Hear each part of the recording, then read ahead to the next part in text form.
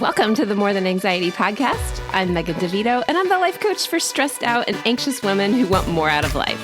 I'm here to help you create a life you love to live where anxiety isn't holding you back. Get ready for a lighthearted approach to managing anxiety through actionable steps, a lot of truth talk, and inspiration to take action so you walk away feeling confident, calm, and ready to live. Let's get to it. Hey there, welcome to episode 78. My name is Megan, and I am really glad you're here this week for this episode. If it's your first episode, welcome. I'm so glad you're here.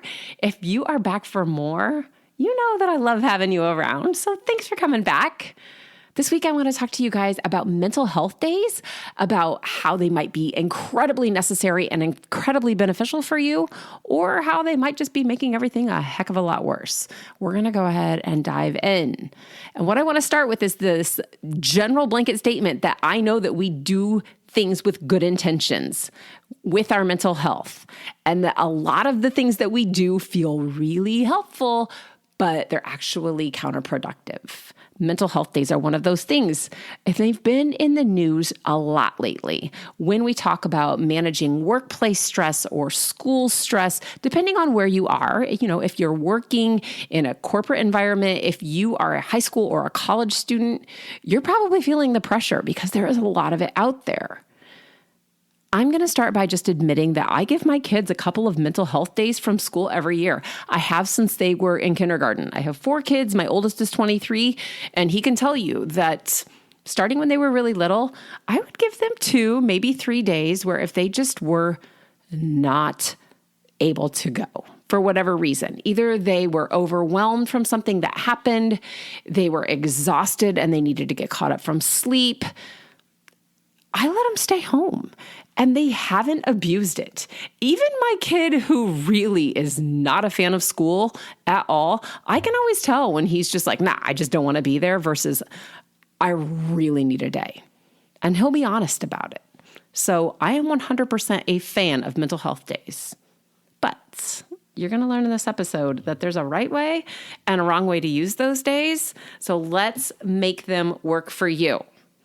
We're going to talk about how mental health days can do more harm and good and actually make you more stressed out, more overwhelmed, and more anxious, or how they can be something that you use to improve, to change situations, to change your mindset, and to help you fall in love with your job again, to do better on your school, to reconnect with your friends and your coworkers, all the things. But I want to start with a little story or an imagination activity where you can kind of picture the story that I'm telling you. My guess is it's going to apply a lot to your own life, whether you're a student or whether you are working in a job. Okay, so here we go. Imagine with me. Put yourself into this position. I don't think it's going to be that hard.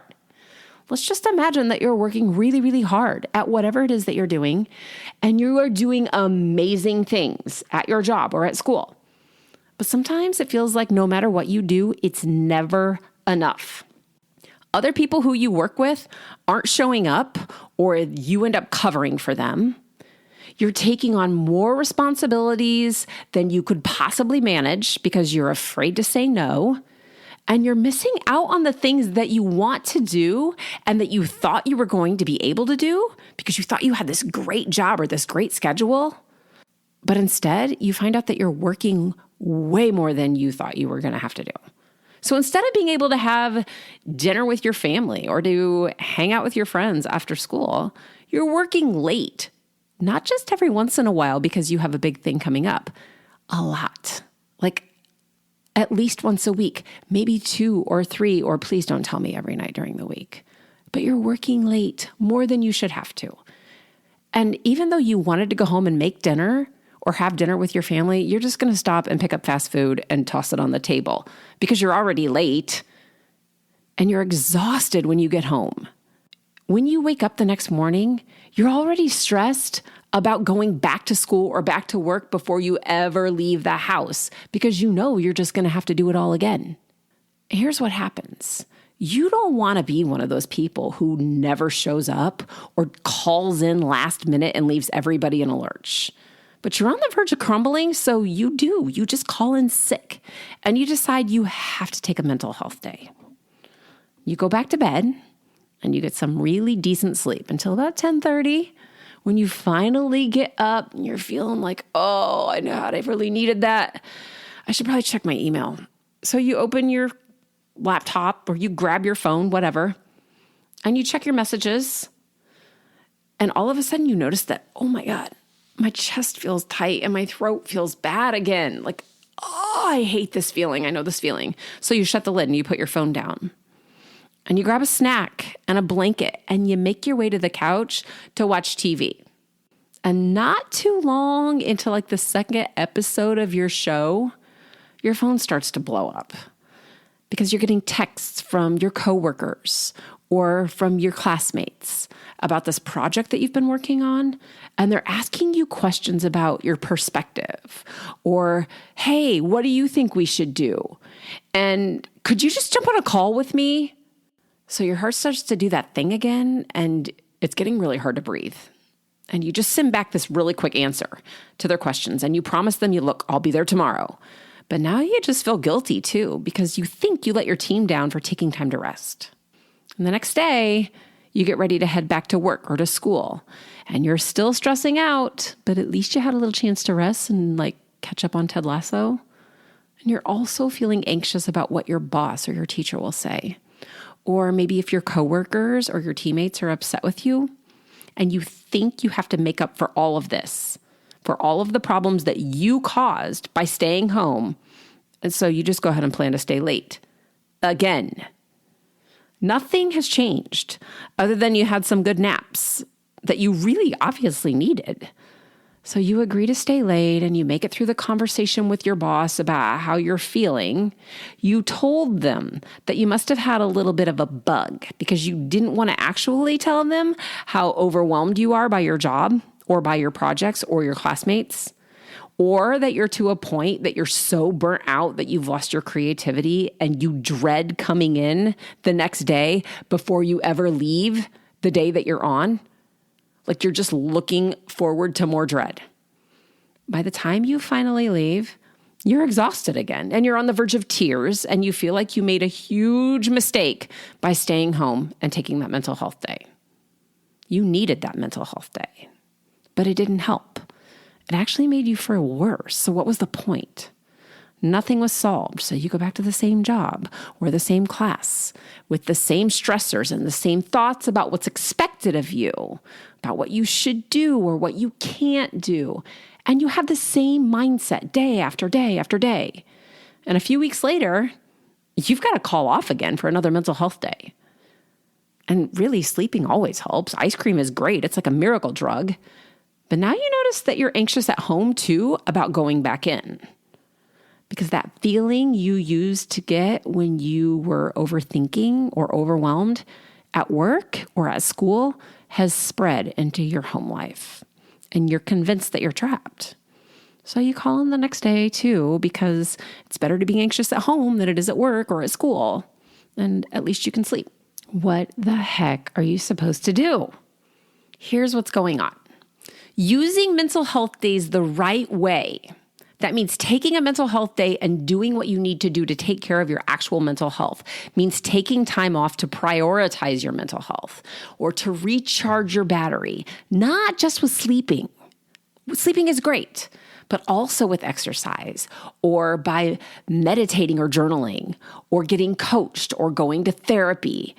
And taking time to address all of the thoughts or the situations that are making you feel stressed or anxious to begin with. It's time that you take to be proactive so that you can prevent burnout from getting worse by figuring out where you need to set and hold boundaries on how long you're at work or what you say yes or no to. And you might notice you're staying up late to have time to yourself and you're coming up with ways to make alone time a priority. Or maybe you're lonely and you need more connection. Whatever it is that's causing you to need that mental health day, use that mental health time to take care of yourself and come up with real solutions. Schedule in that time that you can be alone that's not at midnight. Schedule in time where you can take care of yourself. I just need 15 minutes to be able to journal or clear my head during the day. But you have to make that happen. And when you're just avoiding it altogether, you're not really solving the problem. When you're taking mental health days and you're not looking for a solution to the things that are burning you out, or the things that are causing you to feel overwhelmed, or why you're always staying late, you're just using them as a crutch, maybe to avoid the things that make you feel anxious, or just to avoid having to solve problems because it's going to be uncomfortable. And there's another example of how this could be. It could be that you're going to take a mental health day because you feel off or you feel anxious during the day. And maybe that happened for a really logical reason. So let me give you an example. Let's say that you had a little too much fun over the weekend and you didn't get enough sleep. Good for you. That sounds amazing, but it makes a lot of sense that you feel overwhelmed or anxious because you're tired. Or on the other hand, maybe there's a performance review at work or a difficult conversation coming up that's making you feel anxious. And instead of preparing for the conversation or the presentation, you just avoid it by staying home from work. Or you avoid taking care of yourself in ways that would get you to work, even when you're feeling anxious, by creating ways that you can calm your body down, or learning to question your thoughts or to get grounded so that you can feel uncomfortable and anxious, and teach yourself that you're actually safe there. These are avoidance behaviors. And even though they feel like you've dodged a bullet, they're actually making everything worse. It's just an attempt to escape from a responsibility that you might have or a feeling of anxiousness all the time without actually working towards resolving that problem or learning how to handle how you feel or what you think and what's actually causing the problem to begin with. So using a mental health day as a crutch will make you more overwhelmed. You still have the problem waiting for you. You'll feel more anxious because you've taught your brain that there's actually something to avoid. The people pleasing is still going to happen because you haven't learned or practiced holding the boundaries or setting the boundaries. Whatever it is, it will be worse rather than better because you're not solving the problem. It just creates a cycle of avoiding things and telling your brain to react faster, to make the fear bigger and more real. And you end up missing more work, losing more money, and potentially your job, which really makes you even more anxious and stressed out about things. So you have to find a balance and use those mental health days responsibly. And to do this, you have to know when you genuinely need time to rest and to work on yourself versus when you might be using it as a temporary escape from situations or people that make you feel however it is that you feel. When I'm working with people who feel anxious about going to work or about being at work or at school, we start by coming up with a list of things that they think make them anxious. Because sometimes we think it's one thing, but it's actually something else entirely. So everything from having to manage other people, having to fill in for people who aren't showing up, not wanting to be a micromanager, maybe being afraid to create and hold those boundaries and have difficult conversations. This could also be unrealistic expectations that they have for themselves or maybe for their boss or the people who they're in charge of. Whatever it is, we start with saying, okay, tell me all the things that you think are the problem. Lots of times we think we know exactly what the problem is, but it's something else entirely. It's a belief that we have about ourselves that we need to be perfect, that we can't say no, that we can't hold boundaries. We don't want anyone to think we're mean or bad or lazy or whatever the thought is. But we start there and we just get really clear on how they feel when they think those thoughts. How does your body feel when you tell yourself you have to be perfect or your boss is going to fire you? Is that actually true? Notice how your body feels. And we learn to use the feeling inside of your body, that feeling that we call alarm or anxiety, as an actual alarm so that you know that it's time to stop thinking and start feeling your way out. I've said this over and over. You will not be able to think your way out of an anxious, stressful mess. Your brain just can't do it. So of course we come up with ways for you to recenter and get grounded and get calm.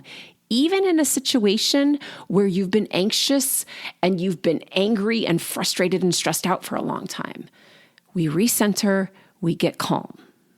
And we do a ton of evidence seeking for what you want to believe instead, so we can work on your beliefs about how brilliant you are.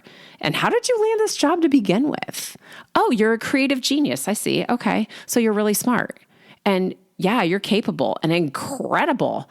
Glad you're a good manager. I would love to have you for a boss. And we start finding evidence for those things as we change the feelings inside your body and the thoughts that you have about yourself, your coworker, your boss, your jobs.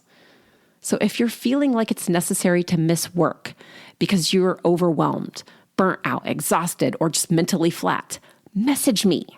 I know it feels good to sleep away the suck, but I also know that when you do that, you're going to feel worse, and that anxious and stressed out feeling will grow and it will spread to other areas of your life. So let's talk about getting you to a place where you feel confident, where you know that you can say what you need to say, where you trust yourself, and back to the place that made you love your job in the first place, or made you love your friends at school or being at school in the first place.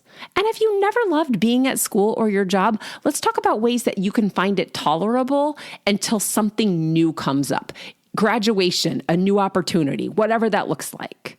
But let's come up with a plan so that you don't have to be tired. You can have energy there. You can have space to think and create. You can have a life that you love outside of that place too. And to do this, you can message me on Facebook or Instagram. I am Coach Megan DeVito in both places.